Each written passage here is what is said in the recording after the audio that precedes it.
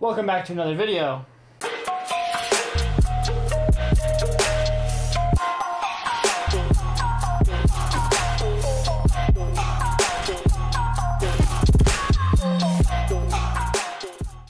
Okay, so I want you to watch these two clips and just notice how different they feel. This is the same footage edited to two different songs. That's very, very different.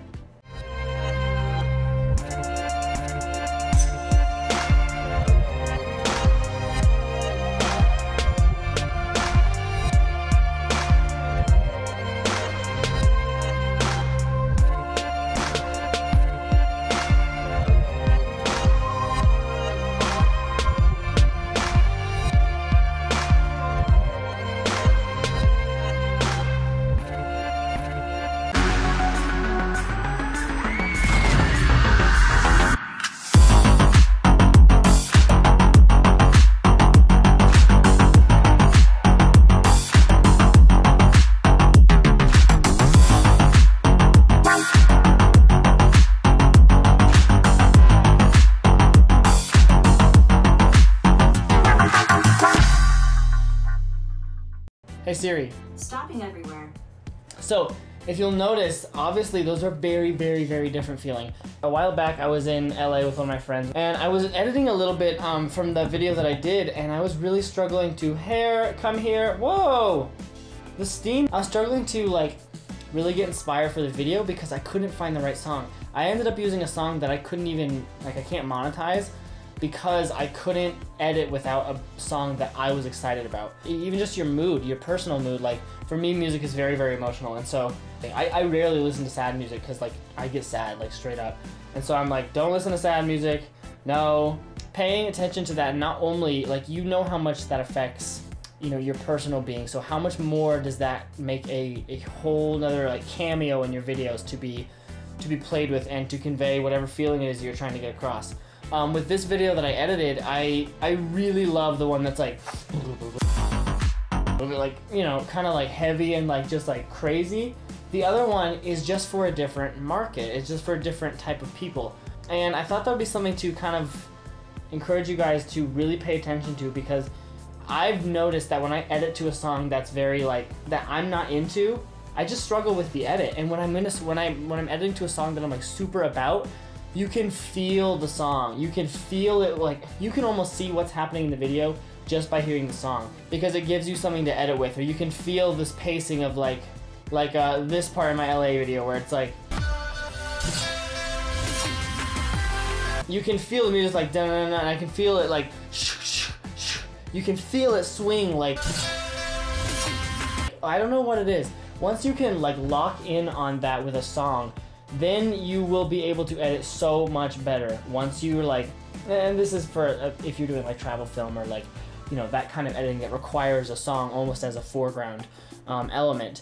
So if you're doing that, you know, you really need to pay attention to the music you're picking and make sure that it is something that you can be inspired by. It is difficult sometimes when you're working with clients because they'll want you to use music that they're inspired by or that they like or that they envision and edit with, which is fine.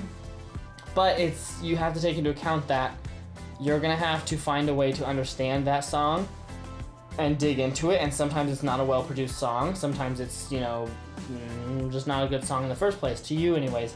So being able to pick out a song that you really like, and it's hard because, so trying to find something that you're able to use and is also dope is hard because most people that make really good music also have it copyrighted, which makes perfect sense. I think as video editors, sometimes video editors, filmmakers, it's easy to get caught up in the aesthetic part, the outside, the visual of video, and really to let drop the audio, to let drop the, you know, the outside elements, the hair, makeup, the people, the clothing, those elements, it's easy to drop those and get stuck in the technical side.